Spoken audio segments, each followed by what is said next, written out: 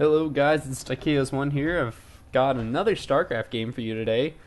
Hopefully you guys will enjoy this. And as you can see, this is Shakura's Plateau.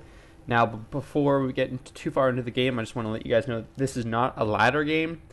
This is a game that I played for a Playhim tournament, just for fun, basically. I didn't do so well in the tournament, but that's okay. It doesn't really matter. I think it's a pretty interesting game. I hope you enjoy it. And let's start by introducing the players. So up here in the top right, we have KilladeathKS with the blue Terran. And of course, down here in the bottom left, we have the red Zerg DikaiosOne, which is me in case you still don't know that. And this is the the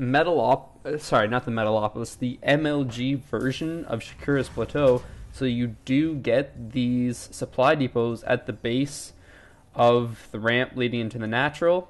And also, I believe this map is limited to cross spawns for the MLG version. I wasn't not 100% sure, but I'm fairly certain it is limited to the cross spawn locations. But obviously when I played this at the time, I did not know that, and I sent my overlord to the wrong side. And this is pre-patch. I believe. Well, let's see the movement speed. No, sorry, this is not pre-patch actually. So this is post-patch. This is post the patch that increases the queen range and overlord movement speed. And I can see here I did go for a 15 hatchery, grabbing that hatch first before I grab my spawning pool. Some people consider this really greedy, but I mean it's fairly standard for the Zerg player.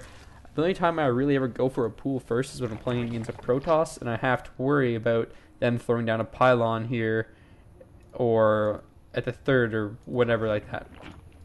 And you can see here that the Terran player is... Oh, hold on a second. There we go. Just really weird lag there with my mouse. Don't know what's up with that. Anyways, you can see the Terran player here. He's got his SCV outside my base here. This is actually a really nice spot, I guess, for the Terran player. He could very easily throw down a bunker right here and just completely deny most of this expansion. Even at the front of my base here, throw a bunker down here. It's still extremely effective, and I wouldn't really be able to do too much, seeing as I did, of course, get my hatchery before my spawning pool. And if you look up here, see what the Terran player is doing. He does have a couple Marines out. Looks like he's going for a 1-rack expand himself. So that means he's going to be getting, he plans on going for a rather heavy macro-oriented game. You can see I do have 2 queens on the way, and my natural is finished, so I should be transferring drones over any second now, because I am, yeah, I am obviously well oversaturated in my main here. Well, really only 2 oversaturated, but oversaturation is oversaturation. It doesn't really matter how oversaturated you are.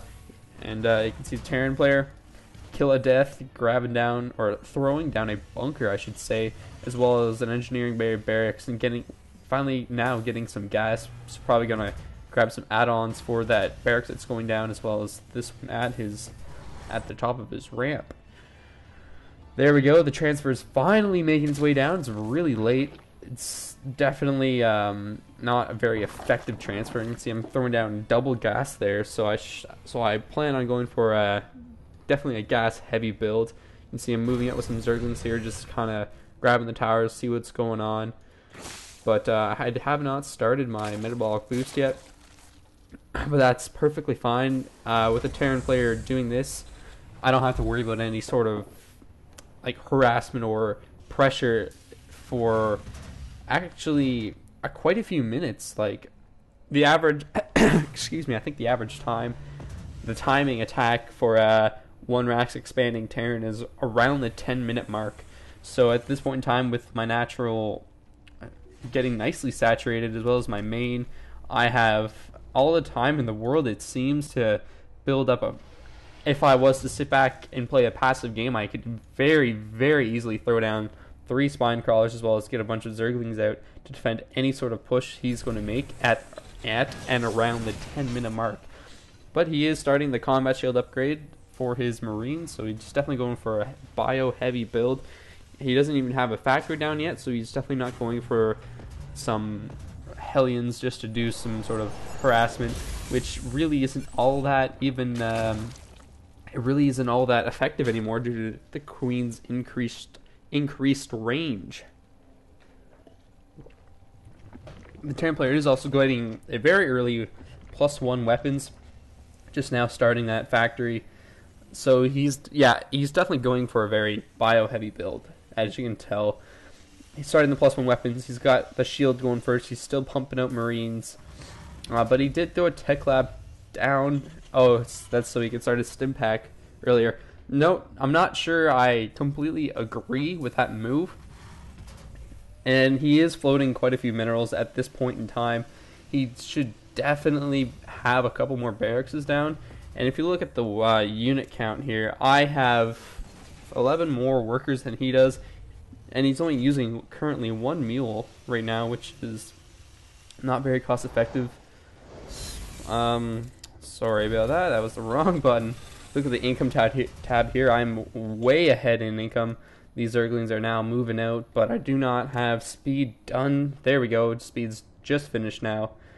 I got my level 1 ground carapace, so my Zergling armor will be increased there. And you can see I'm just basically macroing up. I definitely should be taking a third. First of all, I should be scouting the base, seeing what's going on, and possibly taking a third base. This starport is about to finish, so he's probably going to be getting out a bunch of medevacs. But he does have siege tech on the way, but he doesn't have any siege tanks out just yet. And yep, combat shield is now finished for these Marines. +1 is just about done as well. So these Zerglings are going to be very, very easy to kill by these Marines. He's got quite the nice defense with that bunker there.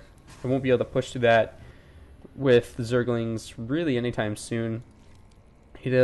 I'm getting a bunch of banelings actually, 11 to be exact.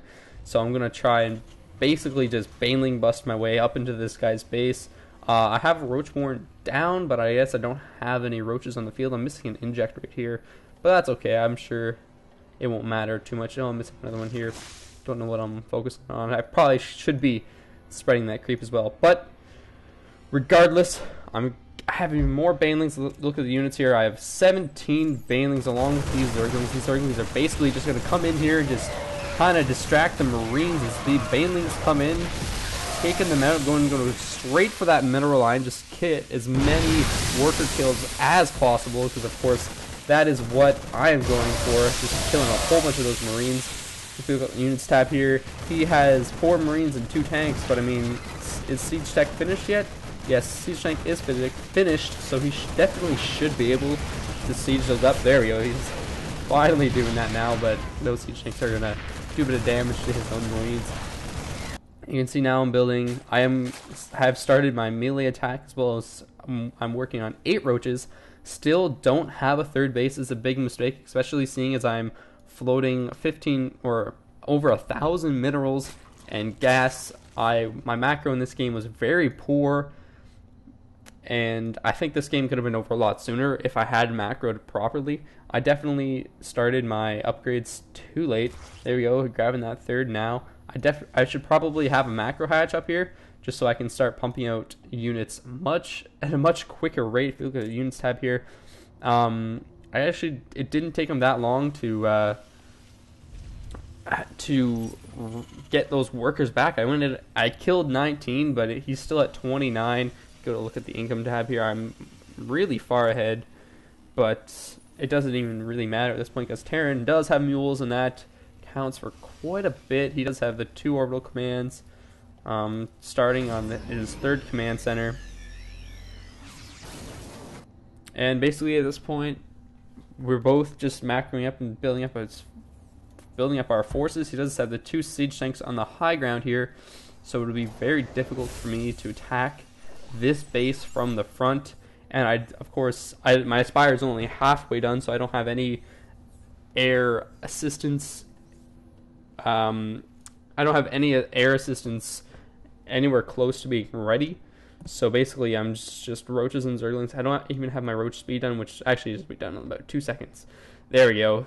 I started tunneling claws. Don't know why I don't have burrow yet. I do bring this overload over to try and get sight of this high ground. I do end up taking out both of those siege tanks, which is a huge advantage on my part. I should be able to just push right up this ramp, but I'm not really microing all that well. So much of these roaches got stuck on that bunker there. But I am doing a phenomenal job at pushing into this base. I do have a whole bunch of zerglings just doing absolutely nothing. They could be in here cleaning up this mineral line. Instead, they're just sitting there.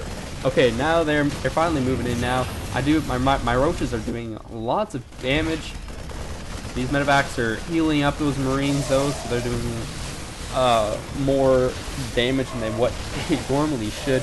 Even though they do have stim pack and combat shield, plus they are both +1. But my roaches do have +1 armor, so that's going to help out quite a bit. And there goes his army. He has a bunch of marines in production, but I mean, he doesn't nearly have enough to handle the army that I came in here with.